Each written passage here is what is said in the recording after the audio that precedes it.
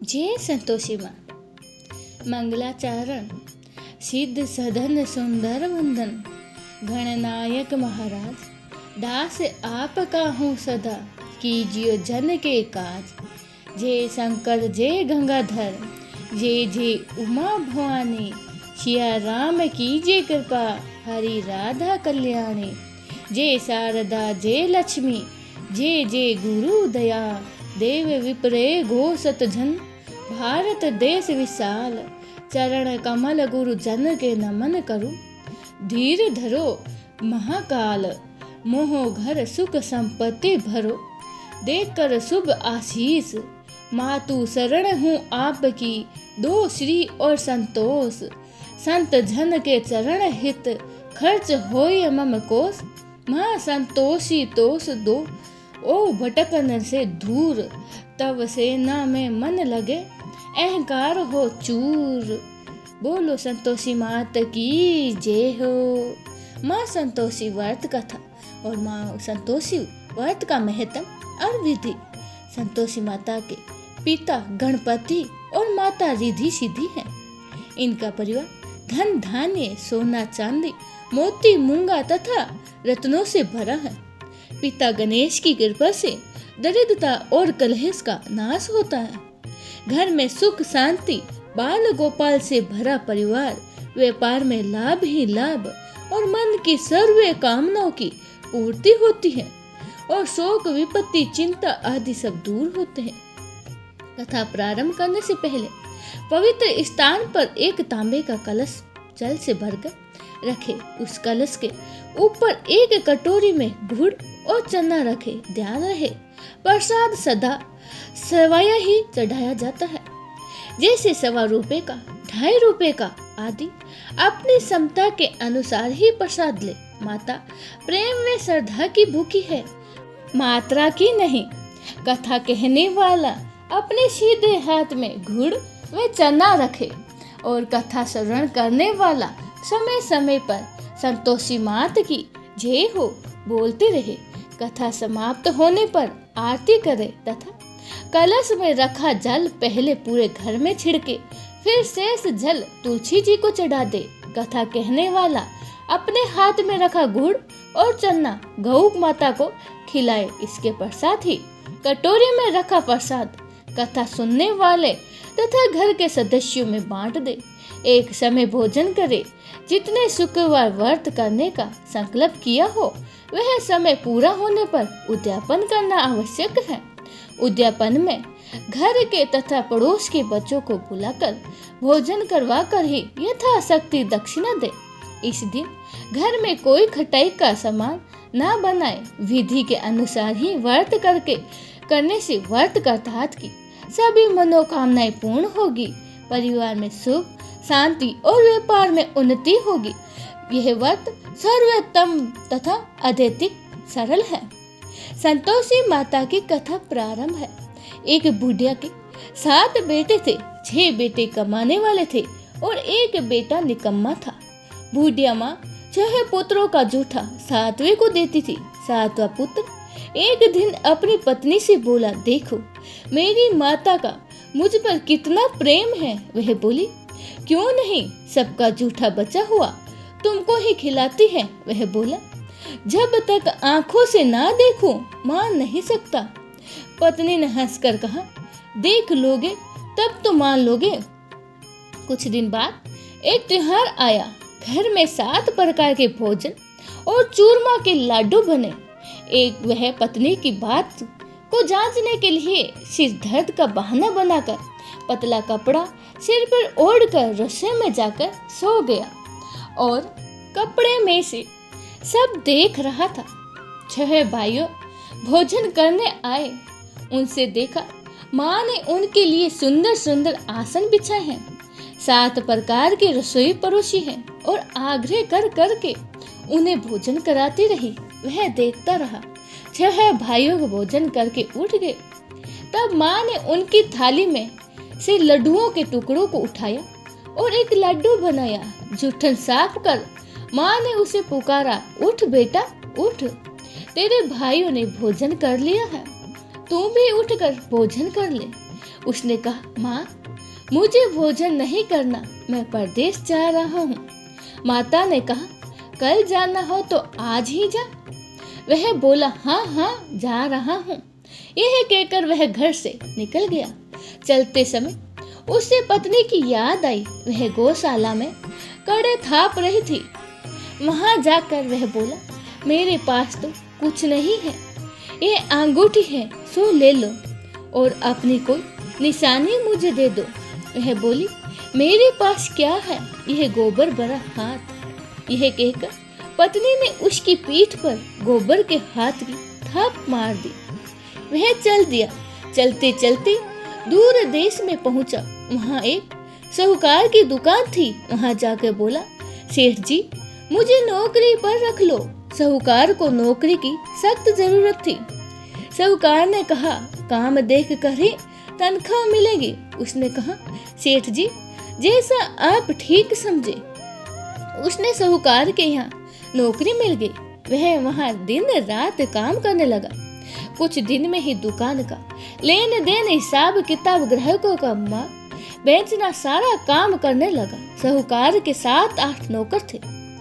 वे सब चक्कर खाने लगे, लेकिन उनमें अपनी लगन, परिश्रम और ईमानदारी से सभी को पीछे छोड़ दिया। उसे अपने किए का फल मिला। सेठ ने भी उसका काम देखा और 3 महीने में ही उसे मुनाफे में साझेदारी बना लिया। परिश्रम करते करते 12 वर्ष में ही वह नगर का नामी सेठ बन गया और सेठ अपना सारा कारोबार उस पर छोड़कर बाहर चला गया। इधर उसकी पत्नी पर क्या बीती वह सुने। सास ससुर उसे दुख देने लगे। गृहस्थी का काम करवा कर उसे लकड़ी लेने जंगल में भेजते थे और इस बीच ही घर की रोटियों के आटों से जो भूसी निकलती थी उसकी रोटी बनाकर रख दी जाती थी और फूटे नारियल की नेरी में पानी डालकर दिया करते थे। इस तरह दिन बीत रहे थे। एक दिन वह जब जंगल में लकड़ी लेने जा रही थी, तभी उसे रास्ते में बहुत सी स्त्रियां संतोषी माता का व्रत करती दिखाई दी। वह वहां खड़ी होकर पूछने लगी, बहनों यह तुम किस देवता की व्रत करती हो और इसके करने से क्या फल मिलता है? इस व्रत के करने की क्या विधि है? यदि तुम अपने इस व्रत का विधान मुझे समझाकर कहोगी तो मैं तुम्हारा बड़ा ही एहसान मानूंगी। उनमें से एक स्त्री बोली, सुनो, ये संतोषी माता का व्रत है। इसके करने से निर्धरता, दरिद्रता का नाश होता है और लक्ष्मी आती है। मन की चिंताएं दूर होती हैं। घर में सुख होने से मन को प्रसन्नता और शांति मिलती है। निपुत्री को पुत्र मिलता है और प्रीतम बाहर गया हो तो वह शीघ्र ही लौट आता है। कुंवारी कन्याओं को मनपसंद वर मिलता है। चलता मुकदमा खत्म हो जाता है। कलेश, घर के कलेश और की निवृत्ति होती है। सुख शांति होती है। घर में धन जमा होता है। धन जायदाद का लाभ होता है तथा और भी मन में जो भी कुछ कामना हो सब संतोषी माता की कृपा से पूर्ण हो जाता है। इसमें कोई संदेह नहीं। वह पूछने लगी, यह व्रत कैसे किया जाता है, यह भी बता दो, बड़ी कृपा होगी। वह स्त्री कहने लगी, बिना परेशानी, श्रद्धा और प्रेम से जितना भी बन सके प्रसाद लेना। 5.25 पैसे से 5.25 आने तथा इससे भी ज्यादा शक्ति और भक्ति के अनुसार गुड़ और चने ले। हर शुक्रवार को निहारा रहकर कथा कहना सुनना चाहिए। इसके बीच ही कर्म नहीं टूटे। लगातार नियम पालन करना चाहिए। सुनने वाला कोई ना मिले तो घी का दीपक जलाकर उसके आगे जल के पात्र को रखकर कथा कहना चाहिए, परंतु नियम ना टूटे जब तक कार्य सिद्ध ना हो। नियम पालन करना और कार्य सिद्ध हो जाने पर व्रत का उद्यापन करना चाहिए। 3 मास में ही माता पूरा फल प्रदान करती है।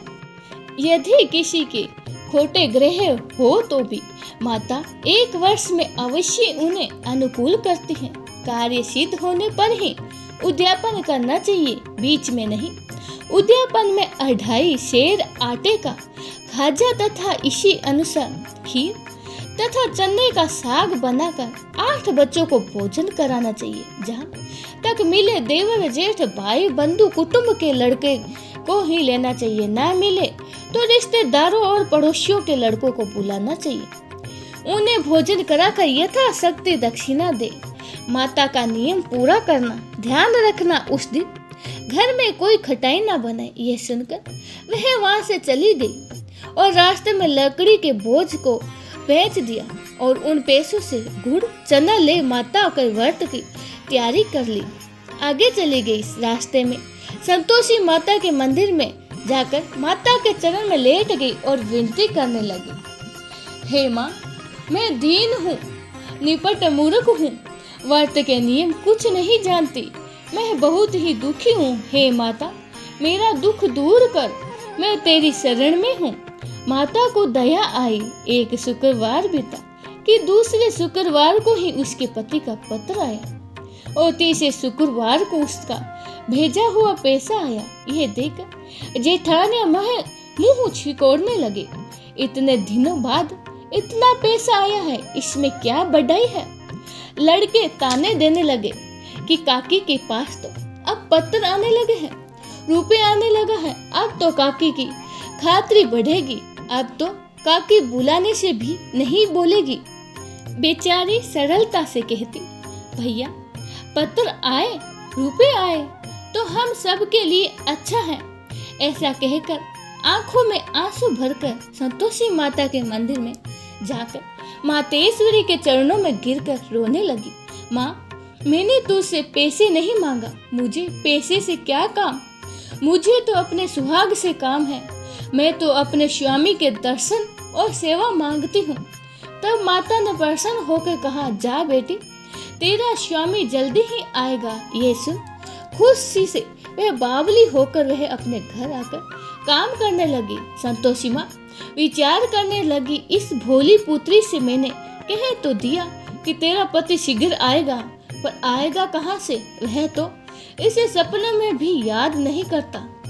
उसे इसकी याद दिलाने तो मुझे ही जाना पड़ेगा। संतोषी माता ने उस बुढ़िया के बेटे को सपन में समझाया, पुत्र, तेरी घरवाली कष्ट उठा रही है। वह बोला, हाँ माता, यह तो मुझे भी मालूम है, परंतु क्या करूं, वहाँ कैसे जाऊं, परदेश की बात है, लेने देने का सारा हिसाब किताब है, कोई जाने का रास्ता नजर नहीं आता, आप ही कोई राह दिखाइए कि वहाँ कैसे जाऊं। माँ कहने लगी, सवेरे नहा धोकर संतोषी माता का नाम ले, घी का दीपक जला, दंडवत कर और दुकान पर जाकर बैठ जा। देखते देखते ही तेरा लेन देन चुक जाएगा, जमा माल बिक जाएगा, सांझ होते होते धन का ढेर लग जाएगा। वह अगले दिन सुबह बहुत जल्दी उठा और उसने अपने मित्र बंधुओं को परिचितों को सपन में माता द्वारा कही बात को सुनाई। वह सब उसकी बात सुनकर उसकी खिल्ली उड़ाने लगे।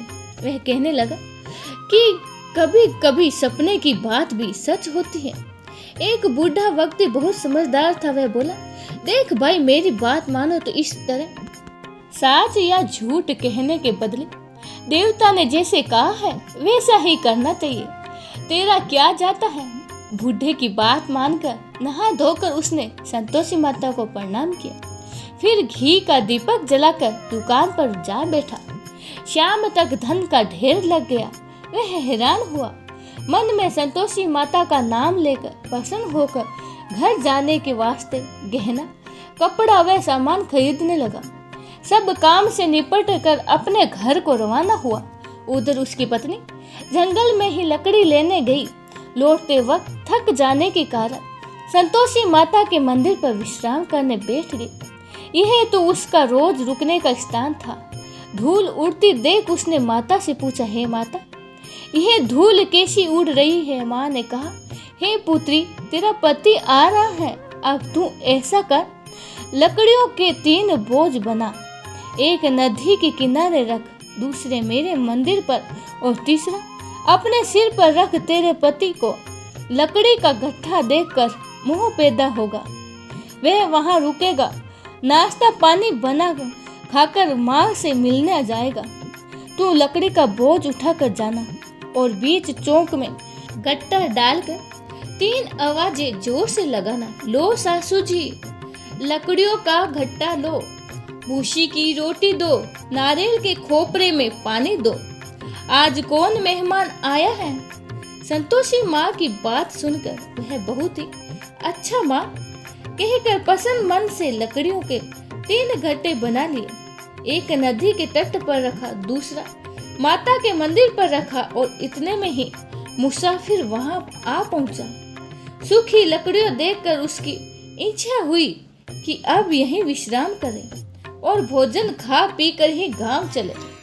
इस प्रकार भोजन कर विश्राम कर वह अपने गांव में आ गया। उसी समय बहू सिर पर लकड़ी का गट्ठा लिया आई। उसने गट्ठा आंगन में डाला, जोर से 3 आवाजें दी। लो सासू जी, लकड़ी का गट्ठा लो, भूसी की रोटी दो, नारियल के खोपरे में पानी दो, आज कौन मेहमान आया है। ये सुनकर सास ने अपने दिए हुए कष्टों को भुलाने हेतु कहा, बहू तू ऐसा क्यों कहती है, तेरा मालिक ही तो आया है। पेट मीठा भात खाकर कपड़े गहने पे। पत्नी की आवाज सुनकर उसका स्वामी बाहर आया और उसके हाथ में पहनी अंगूठी देखकर व्याकुल हो गया। उसने माँ से पूछा, माँ यह कौन है। माँ बोली, बेटा यह तेरी पत्नी है, आज 12 वर्ष हो गए जब से तू गया है, तब से सारे गांव में जानवर की तरह भटकती फिरती है, काम काज कुछ करती तो है नहीं, 4 समय आकर खा जाती है। अब तुझे देखकर भूसी की रोटी और नारियल के खोपरों में पानी मांगती है। वह बोला, ठीक है माँ, मैंने इसे भी देखा है और तुम्हें भी। अब मुझे दूसरे घर की चाबी दो, मैं उसमें रखूंगा। ठीक है बेटा, जैसे तेरी मर्जी, कहकर माँ ने ताली का गुच्छा दे दिया, बेटे के सामने रख दिया और उसने घर को खोलकर सारा सामान जमा किया। एक दिन मैं वह राजा से महल के जैसा ठाठ बाट बन गया। अब क्या था कि वह सुख भोगने लगी। अगला शुक्रवार आया तो उसने पति से कहा, मुझे माँ संतोषी का उद्यापन करना है। पति बोला, बहुत ही अच्छा, खुशी से कर। वह उद्यापन की तैयारी करने लगी। जेठ के लड़कों को भोजन के लिए कहने गई, उन्होंने मंजूर किया, परंतु पीछे से जेठानी ने अपने बच्चों को सिखाया, देखो रे, भोजन के समय सब लोग खटाई मांगना, जिससे उसका उद्यापन पूरा न हो। लड़के भोजन करने आए, खीर पेट भर खाई, परंतु बात याद आते ही कहने लगे, हमें कुछ खटाई खाने को दो, खीर खाना हमें भाता नहीं, देखकर अरुचित होती है। लड़के उठ खड़े हुए, बोले, पैसे लाओ। भोली बहू कुछ जानती नहीं थी, उसने उन्हें पैसे दे दिए। लड़कों ने बाजार जाकर उन पैसों से इमली खरीद कर खाई। यह देखकर बहू पर माताजी ने क्रोध किया। राजा के दूत उसके पति को पकड़ कर ले गए। जेठ जेठानी मन माने खोटे वचन कहने लगे, लूट लूट कर धन इकट्ठा कर लाया है, सो राजा के दूत उसे पकड़ कर ले गए। अब सब मालूम हो जाएगा जब जेल की रोटी खाएगा। बहू से ये वचन सहन नहीं हुए, वह संतोषी माता के मंदिर गई और कहने लगी, माता तुमने यह क्या किया, हंसा कर क्यों रुलाने लगी हो। माता बोली, पुत्री तुमने मेरा व्रत भंग किया है, इतनी जल्दी सब बातें भूल गई। वह बोली, माता भूली नहीं हूँ, न ही कुछ अपराध किया है, मुझे तो लड़कों ने भूल में ढाल दिया था, मुझे क्षमा करो माँ। माँ बोली, ऐसी भूल भी कहीं होती है। वह बोली, माँ अब भूल नहीं होगी, अब बताओ मेरे पति कैसे आएंगे। माँ बोली, पुत्री जा, तेरे पति तुझे रास्ते में ही आते मिलेंगे। वह मंदिर से निकली, बाहर आई तो रास्ते में उसके अपना पति आता मिला तो उसने पूछा, कहाँ गए थे। वह बोले, इतना धन कमाया है तो उसका कर राजा ने मांगा था, वह भरने गया था। वह प्रसन्न होकर बोले, भला हुआ, अब घर चलो। फिर अगला शुक्रवार आया, वह बोली, मुझे माता का उद्यापन करना है। पति ने कहा, ठीक है करो। फिर वह जेठ के लड़कों से भोजन करने को कहा। फिर जेठ के लड़के भोजन को कहने गए तो जेठानी ने लड़कों को सिखा दिया कि तुम पहले ही खटाई मांगना। लड़के भोजन करने बैठे, परंतु भोजन करने से पहले ही कहने लगे, हमें खीर पूरी नहीं भाती, जी बिगड़ता है, कुछ खटाई खाने को दो। बहू बोली, खटाई खाने के नहीं मिलेगी, खाना खाना है तो खाओ। उनको उठकर चले जाने का, पर उसने ब्राह्मणों के लड़कों को बुलाकर भोजन कराया, दक्षिणा दी और जगह उन्हें एक एक फल दिया। इससे संतोषी माता प्रसन्न हुई। माता की कृपा से 9 माह बाद उसको चंद्रमा के समान एक पुत्र की प्राप्ति हुई। पुत्र को लेकर वह प्रतिदिन संतोषी माता के मंदिर में जाने लगे।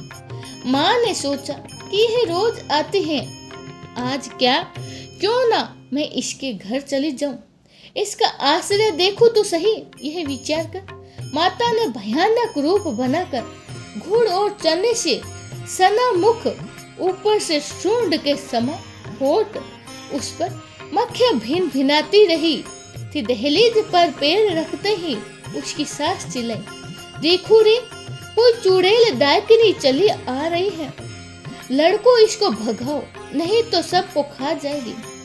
बहू रोशनदान से देख रही थी, वह प्रसन्न हो उठी। आज मेरी माता मेरे घर आई है।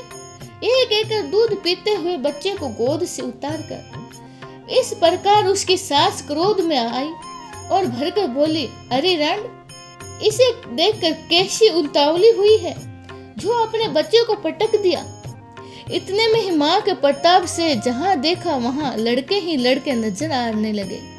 बहू बोली, माँ जी, मैं जिनका व्रत करती हूँ ये वही संतोषी माता है। इतना कहकर उसने झट से घर के सारे किवाड़ खोल दिए। सबने माता के चरण पकड़ लिए और विनती करने लगी, हे माता, हम मूर्ख हैं, हम अज्ञानी हैं, तुम्हारे व्रत की विधि हम नहीं जानते, तुम्हारा व्रत भंग हमने बड़ा ही अपराध किया है। हे माता, आप हमारे अपराध को क्षमा करो। इस प्रकार बार बार कहने पर संतोषी माता प्रसन्न हुई। इसके बाद उसकी सास कहने लगी, हे संतोषी माता, आपने बहू को जैसा फल दिया है वैसा सबको देना। जो कथा कहता है, सुनता है और जो पढ़ता है उसको मनोरथ पूर्ण करना। बोलिए संतोषी माता की जय हो।